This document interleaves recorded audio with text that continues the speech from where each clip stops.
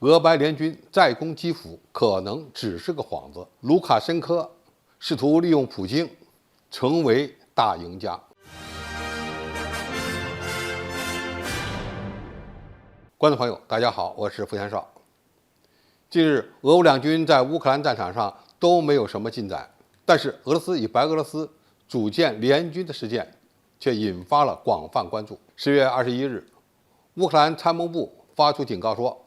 俄军从白俄罗斯发起进攻的威胁正在增加，可能试图切断乌克兰西部地区与其他地区的补给线。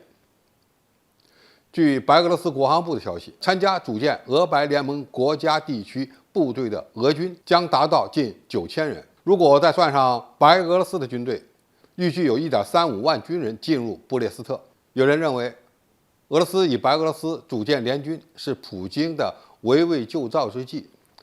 以迫使乌克兰调回前方军队保护基辅。包括乌克兰参谋部在内的很多人指出，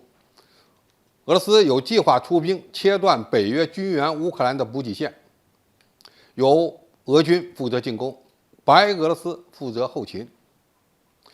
这么说，从表面上看似乎有点道理，因为俄军进驻的白俄罗斯西部咽喉之地布列斯特市非常重要，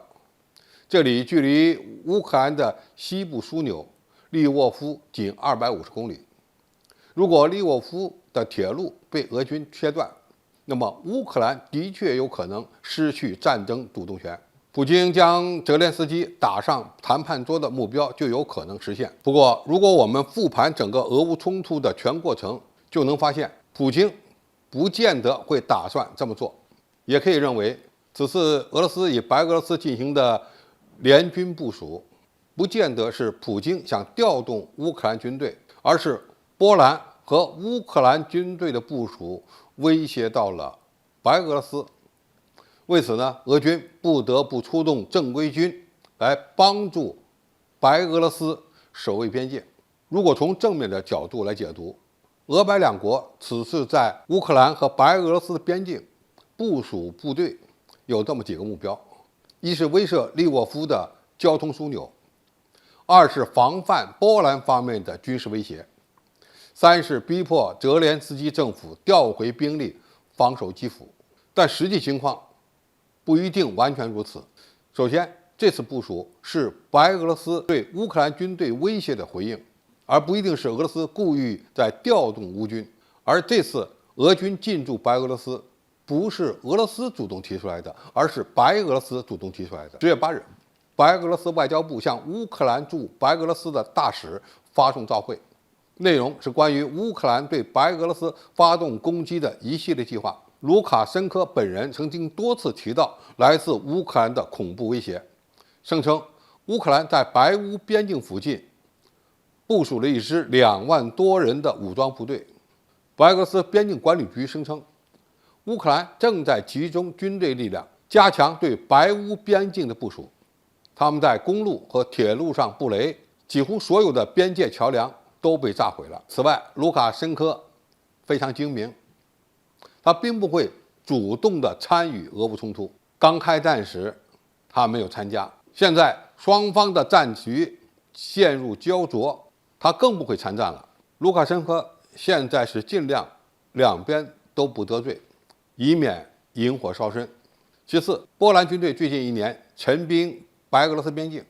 增加军费开支和军事装备的采购，不断敦促美国增加驻波兰的联军。而乌克兰则打算将那些与白俄罗斯接壤的国家，比如波兰、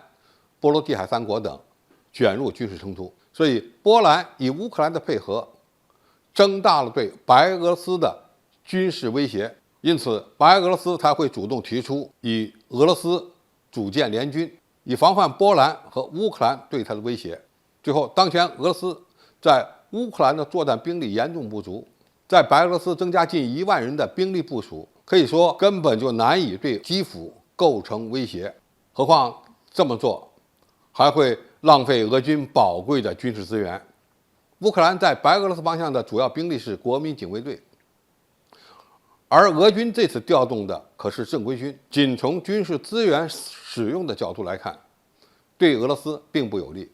更重要的是，乌克兰利用了北约的力量牵制了俄罗斯的军力，反而有利于乌方。因此，总体来看，